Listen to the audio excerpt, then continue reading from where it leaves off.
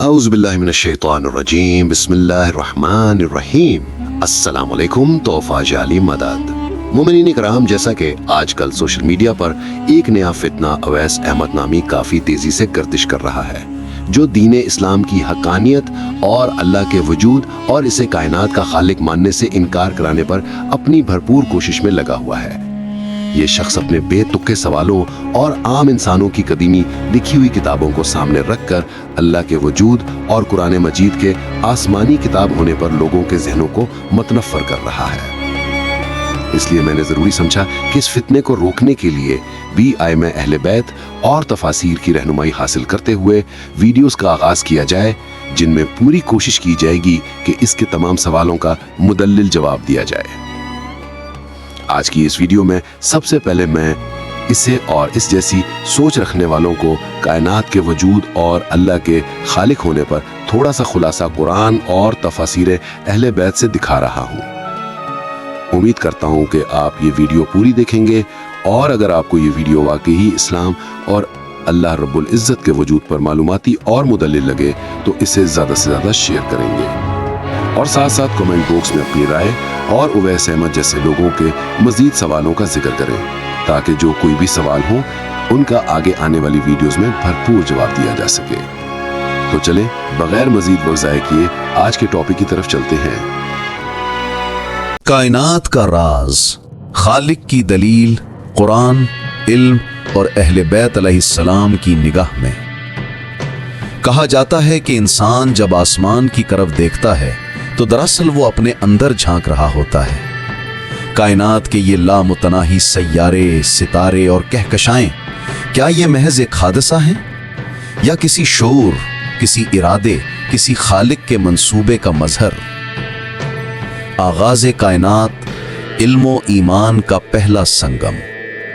Science کہتی ہے کہ سب کچھ ایک لمحے سے شروع ہوا، بگ بینگ۔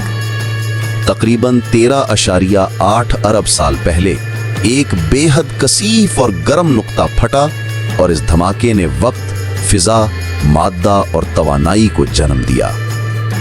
مگر سوال یہ ہے کہ وہ نقطہ خود کہاں سے آیا اور کیوں پھٹا؟ یہ وہ مقام ہے جہاں علم خاموش ہوتا ہے اور وحی بولتی ہے۔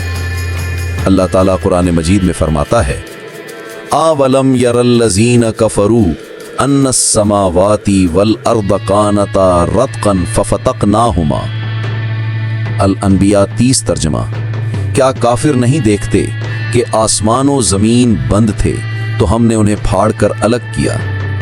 تفسیر المیزان میں علامہ طباطبائی رحمہ اللہ فرماتے ہیں کہ رتقا ففتقناهما میں کائناتی وحدت اور آغاز تخلیق کی طرف اشارہ ہے، ایک ایسی حالت جب ہر شے ایک واحد نظام میں بند تھی، پھر خالق نے اسے پھیلا دیا تاکہ کائنات کا ظہور ہو۔ یہ وہ حقیقت ہے جسے جدید سائنس ایکسپینشن آف یونیورس کے نام سے جانتی ہے۔ عقل اور وحی کا رشتہ۔ قرآن عقل کو رد نہیں کرتا بلکہ اسے وحی کی سمت میں رہنمائی دیتا ہے۔ امیر المومنین امام علی فرماتے ہیں، العقل ما عبد بہ الرحمن واقتصب بہ الجنان۔ ترجمہ، عقل وہ ہے جس کے ذریعے رحمان کی عبادت کی جاتی ہے اور جنت حاصل کی جاتی ہے۔ سائنس پوچھتی ہے کیا ہے، ایمان پوچھتا ہے کیوں ہے، اور جب یہ دونوں سوال ایک ساتھ کیے جائیں تو انسان حقیقت کے قریب پہنچتا ہے۔ نظم کائنات، تصادف یا تدبیر۔ اگر ہم زمین کے مدار، سورج کے فاصلوں، پانی کے چکر اور انسانی جسم کے نظام کو دیکھیں تو ہر چیز ایک حیرت انگیز توازن میں بندھی ہے۔ امام جعفر صادق علیہ فرماتے ہیں، ان اللہ خلق کل شیء بقدر و میزان۔ ترجمہ، اللہ نے ہر چیز کو ایک اندازے اور توازن کے ساتھ پیدا کیا ہے۔ یہی وہ قانون ہے جسے سائنس والے لاز آف فزکس کہتے ہیں، جہاں ذرے سے کہکشاں تک ہر شے ایک ضابطے کے تحت ہے۔ تفسیر نور الثقلین میں آیت رحمان 7 سے 9 یعنی والسماء رفعها ووضع المیزان کے ذیل میں امام علی سے روایت ہے کہ اللہ نے ہر مخلوق کو ایک میزان کے ساتھ قائم کیا ہے تاکہ عدل اور توازن قائم رہے، یعنی یہ کائنات کسی حادثے کی پیداوار نہیں بلکہ عدل الہی کی مظہر ہے۔ انسان کی تخلیق، عقل و روح کا معجزہ۔ زمین کی مٹی سے انسان کا وجود، ایک مادی پیکر میں روحانی شعور کی آمیزش۔ قرآن کہتا ہے فَإِذَا سَوَّيْتُهُ وَنَفَخْتُ فِيهِ مِن رُّوحِي 772۔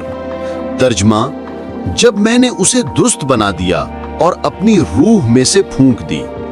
امام علی علیہ السلام فرماتے ہیں اتزعم انک جرم صغیر وفیک انت والعالم الاکبر۔ نہج البلاغہ قصیدہ 32۔ ترجمہ، تو یہ گمان کرتا ہے کہ تو ایک چھوٹا سا وجود ہے حالانکہ تیرے اندر سارا جہان سمویا ہوا ہے۔ یہ جملہ انسان کی معرفت نفس کی بنیاد ہے۔ کائنات کا راز باہر نہیں، انسان کے اندر ہے۔ علم و ایمان دو راستے، ایک منزل۔ امام جعفر صادق علیہ السلام فرماتے ہیں العلم نور یقذفہ اللہ فی قلب من یشاء۔ اصول کافی کتاب العلم حدیث 3۔ ترجمہ، علم ایک نور ہے جسے اللہ جس دل میں چاہتا ہے ڈال دیتا ہے۔ یہ نور صرف تجربات سے نہیں آتا بلکہ خلوص نیت اور تسلیم حقیقت سے جنم لیتا ہے۔ جب سائنسدان کہتا ہے میں جاننا چاہتا ہوں کہ کائنات کیسے بنی، اور مومن کہتا ہے میں سمجھنا چاہتا ہوں کہ کیوں بنی، تو دونوں ایک ہی خالق کی تلاش میں ہوتے ہیں۔ قرآن اور جدید سائنس مکالمہ یا تضاد۔ سائنس اب تسلیم کرتی ہے کہ کائنات مسلسل پھیل رہی ہے۔ یہ وہی بات ہے جو قرآن نے 14 صدی پہلے فرمائی وَالسَّمَاءَ بَنَيْنَاهَا بِأَيِّدٍ وَإِنَّا لَمُوسِعُونَ۔ الزاریات 47۔ ترجمہ، اور ہم نے آسمان کو قوت سے بنایا اور ہم اسے وسیع کرتے جا رہے ہیں۔ تفسیر المیزان میں علامہ طباطبائی لکھتے ہیں کہ لموسعون کا مطلب صرف وسعت دینا نہیں بلکہ مسلسل بڑھتی ہوئی وسعت ہے۔ یہ آیت کازمک ایکسپینشن کی حقیقی قرآنی وضاحت ہے۔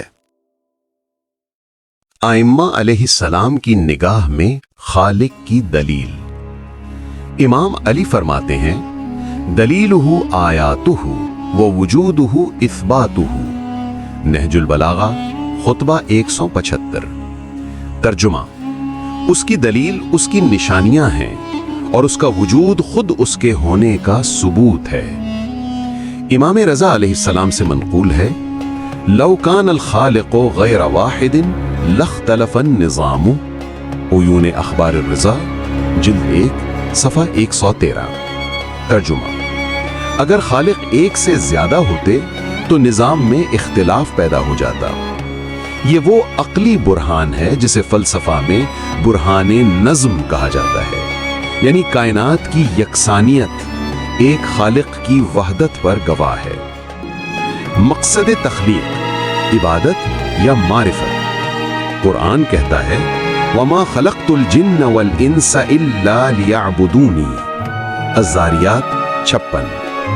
تفسیر صافی میں فیض کاشانی لکھتے ہیں کہ لیعبدونی کا حقیقی مفہوم لیعرفونی ہے، یعنی تاکہ وہ مجھے پہچانے۔ امام حسین نے دعائے عرفہ میں فرمایا متی غبت حتی تحتاج الی دلیل یدل علیک۔ دعائے عرفہ۔ ترجمہ، تو کب غائب ہوا کہ تجھ پر کسی دلیل کی ضرورت ہو؟ تو وہ ہے جو ہر شے میں ظاہر ہے، یعنی انسان کی اصل عبادت معرفت خالق ہے۔ کائنات کی وسعت دراصل انسان کے اندر چھپی معرفت کی گہرائی ہے۔ تقدیر اور ارادہ، توازن بندگی۔ امام علی فرماتے ہیں ان اللہ سبحانہ امر عبادہ تخییرا ونہاہم تحذیرا وکلف یسیرا ولم یکلف عسیرا۔ نہج البلاغہ خطبہ 78۔ ترجمہ، اللہ نے اپنے بندوں کو اختیار کے ساتھ حکم دیا، انہیں خبردار کیا اور ان پر آسان ذمہ داریاں رکھیں، مشکل نہیں۔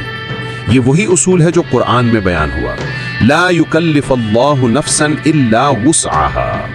بقرہ۔ یعنی انسان کے اختیار اور تقدیر دونوں میں توازن ہے۔ یہی توازن کائنات کے نظام میں بھی ہے۔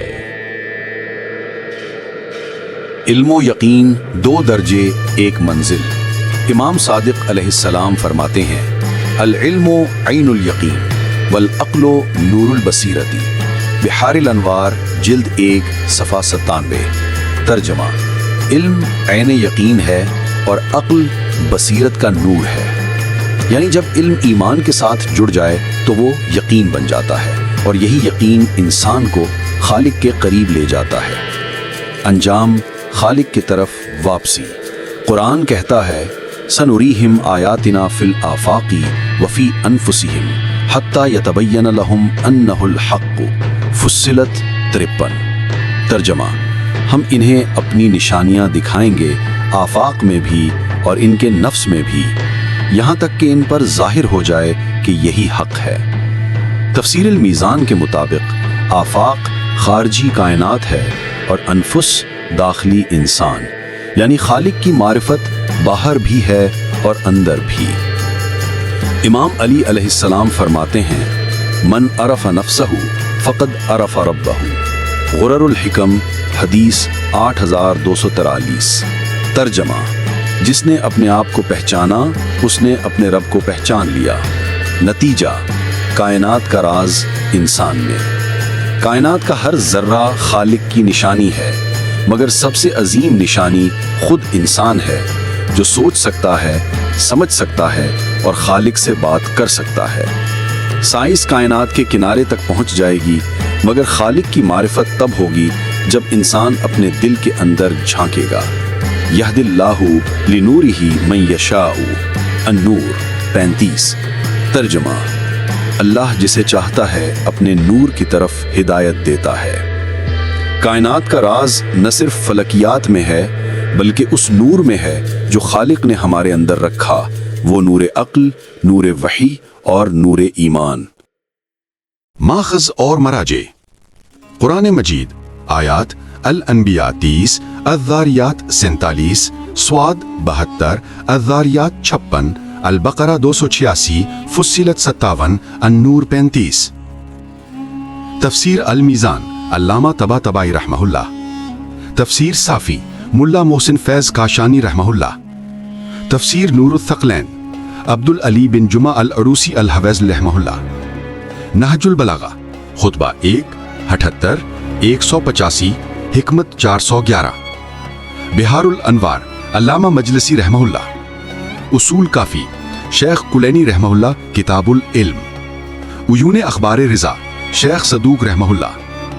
دعائے عرفہ، امام حسین علیہ السلام۔ غرر الحکم والدرر الکلم، عبد الواحد آمدی رحمہ اللہ۔ یہ کائنات اپنے خالق کا آئینہ ہے، اور انسان اس آئینے میں وہ نظر ہے جو حقیقت کو پہچان سکتی ہے۔ علم، ایمان اور معرفت، یہی وہ 3 چراغ ہیں جو خالق کی طرف واپسی کا راستہ روشن کرتے ہیں۔ اللہ نور السماوات والارض، النور 35۔